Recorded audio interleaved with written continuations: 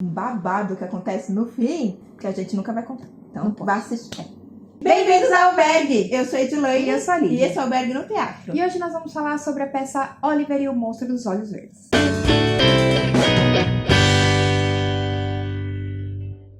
Essa peça é uma peça que nos conta uma história bastante interessante, a gente não pode negar, mas principalmente é uma peça que é uma peça de ator. E como a gente fala que é assim, uma peça de ator, o que a gente está querendo dizer com isso, gente? A gente está querendo dizer que é uma peça em que você vai ver todo o potencial de um ator em cena, como uma pessoa, essa profissão realmente é enaltecida quando está diante dessa peça. Então, nesse caso, Fábio Ferretti, ele mostrou a que veio. Tanto que ele também está no texto e na direção.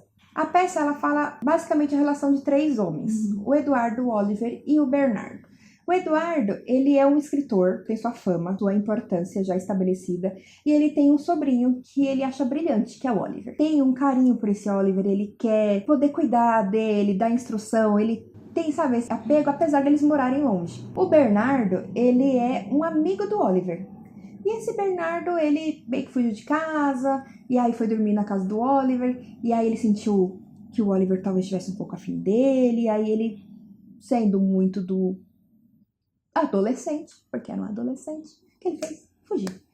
Só assim, foi dormir na casa do Oliver, acordou, o menino não tava mais lá.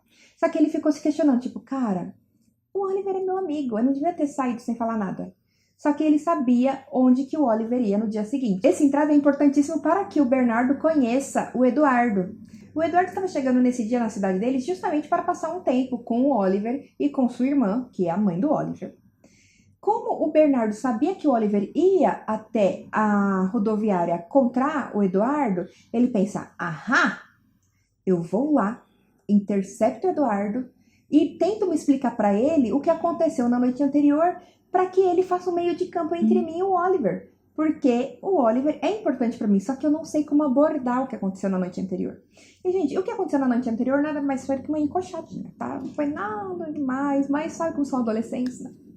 Mentira, adolescentes, vocês não são assim. Vocês são... Eu sei, o drama é importante. E acontece uma série de movimentos durante essa peça em que faz com que finalmente o Bernardo se encontre com o Eduardo e acabe culminando em se tornar o seu assistente na questão profissional. No período em que se passa a peça, era importante a datilografia. Então o Eduardo chama o Bernardo para ser seu datilógrafo, isso na cidade de origem do Eduardo. O Oliver também tinha uma adoração muito grande pelo Eduardo, que era o tio dele. Lembra da adoração do Eduardo pelo sobrinho? Uhum. O Oliver também tinha, só que ele tinha uma adoração quase endeusando.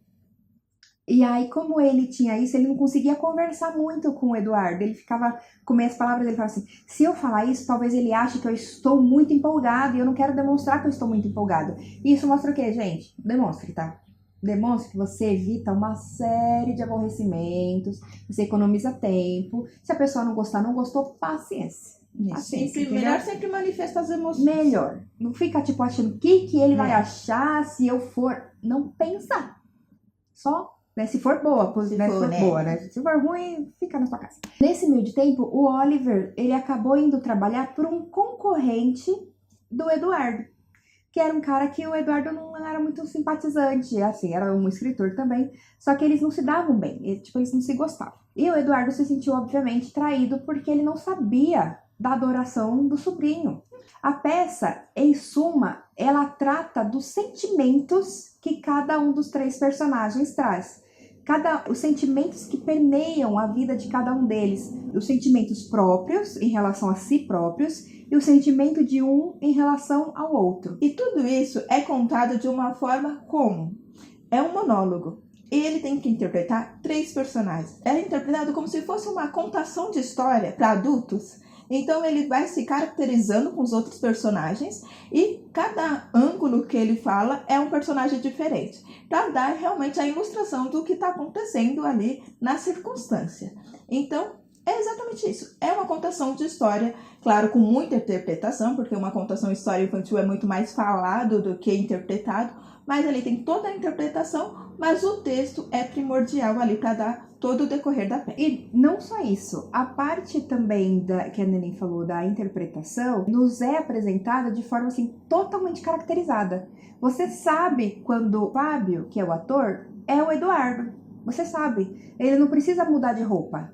Tanto que às vezes ele tá mudando de roupa, mas a gente sabe pela postura dele que ele é o Eduardo. A gente sabe a postura do Bernardo, que inclusive é uma gracinha, viu, Bernardo? Gosto de você. E a gente sabe a postura e principalmente no caso, nesse caso específico, a projeção que é utilizada quando é apresentado o Oliver. A peça utiliza de projeção. Em alguns momentos, o áudio ficou difícil de entender. A gente não sabe ao certo se foi o teatro que teve essa dificuldade ou se é a própria projeção mesmo em si que não estava bem nítida. Mas é importante ter sempre muita perfeição nessa parte da mídia. O texto vem numa crescente muito instigante, que a gente quer saber o que vem acontecer depois, a gente quer saber o que cada um tá sentindo, né, que eu falei sobre o sentimento de cada um deles, mas ele tem um desfecho que é surpreendente. Você fica... Eu fiquei assim, e eu tava na cara do ator, eu tava sentada na primeira fileira, eu tava assim, ó, aí quando aconteceu, eu fiz... babado! E aí tem plot twist, gente, e acontece um negócio, de repente acontece outro, e você fica, meu Deus, o que tá acontecendo? É muito interessante, muito interessante. É empolgante, assim, e é bonito de ver o que tá acontecendo ali no teatro, o que é possível o teatro proporcionar pra gente. Que a gente às vezes acha que só o filme nos traz esse circo-tico, não, o teatro ali na nossa cara.